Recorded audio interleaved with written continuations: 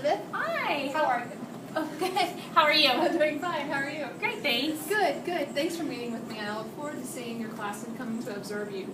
And I just wanted to ask you a couple of questions and sort of have a conference with you a little bit about your class and about what I'm going to see and what you want me to look for and a little bit about what the students are going to be learning. So thanks for taking the time out and meeting with me.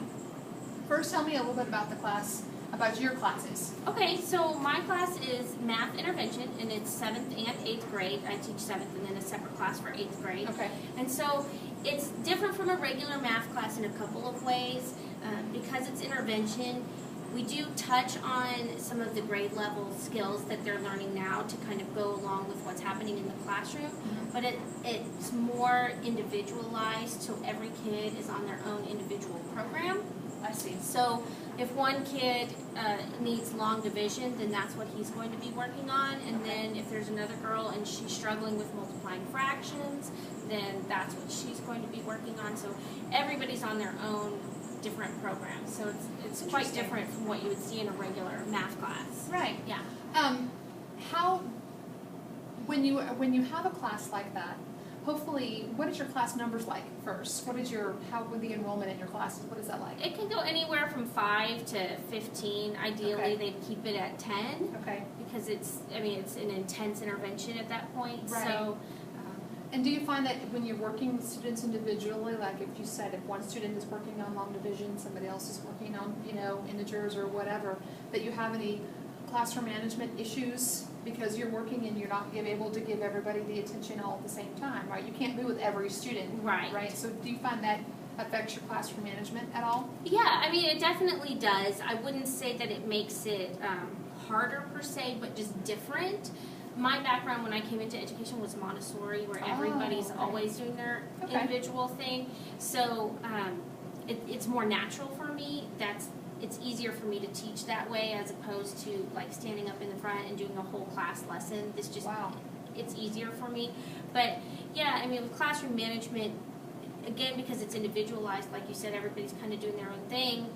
And then at the same time, you have a lot of different behaviors and things happening because it's an intervention class. So Right. yeah, I mean, we definitely have to use a lot of focus on different classroom management. And I'm sure that because you're able to give students that one-on-one attention that they need, that you're able to get to know the students really well. Yeah, yeah. Do you find that you have that trust and that those relationships Yes. are built probably Yes. quicker than would be if it were the normal traditional type classroom Right. when you're standing up teaching and you're teaching the whole class at the same time. Right. That's really great.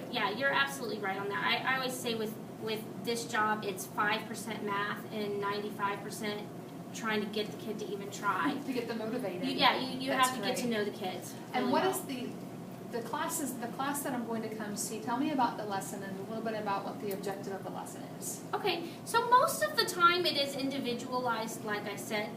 Sometimes things come up where I know the entire class doesn't have a certain skill, but that they're ready for it. Okay. And it's necessary, it's impeding. If they don't have this background, they're not going to be able to move forward in their regular class. I So see. sometimes we do a whole class. So what you'll see is a whole class lesson that is following our district curriculum or lesson guidelines. Vested. Yeah, vested. So, Okay. I wanted you guys to see that. And this lesson goes over integers, which is an 8th grade skill, but it starts actually in 5th grade. I So see. these kids are, they're still struggling with the concept of what a positive and negative number So are. they've been previously exposed to it, Right. but your lessons are just going to kind of reinforce and maybe push them forward a little bit in their learning. Yes, Great. exactly. Great.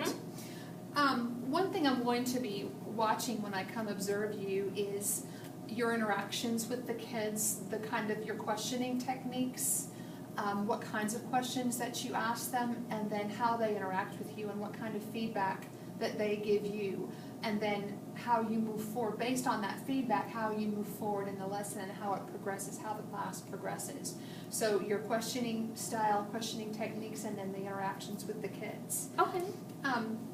Yeah, so there's kind of two parts on that. So the interaction and then the questioning. So Great. Okay. With the interaction, it is going to be a little different than a traditional classroom, kind of just for a lot of different reasons. But Okay. but the kids who come to intervention, it's not because they struggled in math, but it's because there's something else happening in their life that's preventing Right. them from being successful in school. So Okay. a lot of times they just have repeated failures. You have kids in there who've never ever passed a STAR test. And, Wow. and so you have to be a lot gentler with them, Okay. very careful. Some kids don't even want you to ever mark something wrong, so I always mark things right Oh, cool. That's instead great. of marking it wrong. That's So great. that part's going to look different. And then as far as the questioning, that would look a little bit more like a regular classroom, Right. but and of course, even though it's intervention, you still want to get them up to the higher order thinking. Sure. And so Sure. giving them lots of wait time and that kind of thing. Okay. Lots of visuals to Right. help them along with the questions that I ask. Right. Is there a particular day in mind that you have and you want me to come observe, or do you want me to pick a day and just surprise you? I mean, I'm totally comfortable either way, but it's a 5-day lesson, and Right. on Tuesday we're going out to the football field. Oh, how So exciting. the kids love that part. So That's great. Yeah, so I think it's a lot of fun to see. Okay. So. And is there anything specific that you want me to look for when I'm observing you? Yeah, well, last year on my PDOS evaluation, the part that I put for my own personal growth was that I wanted to be better at parent communication. Okay. And of course, you're not going to see my email or my phone calls, but Right. what I would like you to look for is how that then translates into the classroom. All right. That through stronger family relationships, you can see that Okay. those relationships in the classroom. Great. Yeah. I'm so excited. Thank you again for meeting with me, Yeah, and I look thanks. forward to coming to see you next week. Yeah, great. Thanks so Elizabeth. much. Sure. Thanks. Uh-huh.